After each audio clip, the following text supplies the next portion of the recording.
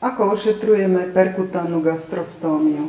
Pripravíme si základné pomôcky, medzi ktoré patria štvorce mulové, náplasť, rukavice, dezinfekčný roztok, miska na odpadový materiál. Výkon nie je potrebné robiť prísne asepticky, pretože pacient má zavedený perkutánnu gastrostómiu už viac ako mesiac a ošetruje si ju aj doma. Prejdeme k samotnému ošetreniu.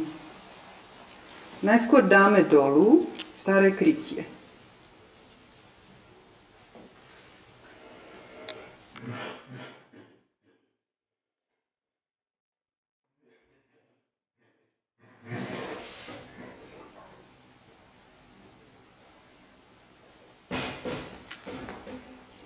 Vydezinfikujeme okolie gastrostómie. Stačí. Teraz urobíme pohyb vonkajším diskom.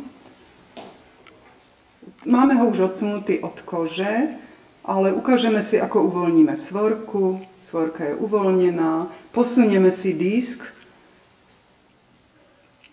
po hadičke. Pri uvoľnenej svorke môžete posunúť naspäť smerom dolu.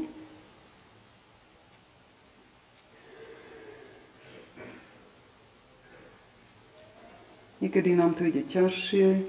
Dobre, teraz si ukážeme pohyb, ktorý robíme po 7 dní po zavedení gastrostómie, čiže také mierne zanorenie stómie smerom dovnútra. Tak, boli. Trošku vyťahneme naspäť. Tak. Teraz otočíme o 360 stupňov.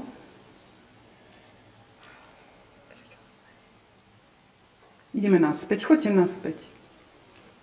Boli? Tak, stačí. Otočili sme. Teraz posunieme ten vonkajší disk smerom ku koži. Kúsok len.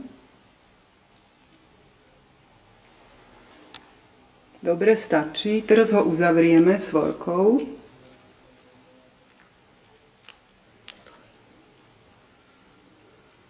A podložíme.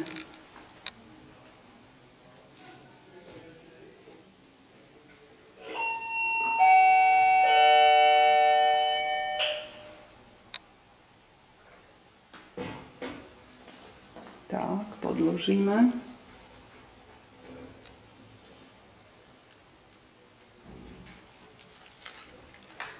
Môžeme prelepiť. A môžeme dať ešte jeden štvorec, tak, alebo zakryjeme.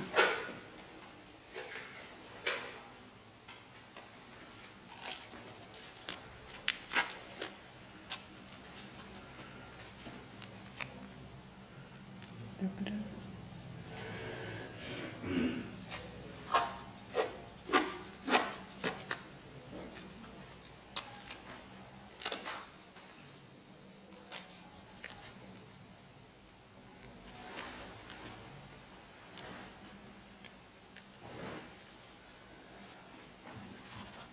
Dobre, takže gastrostómia je ošetrená.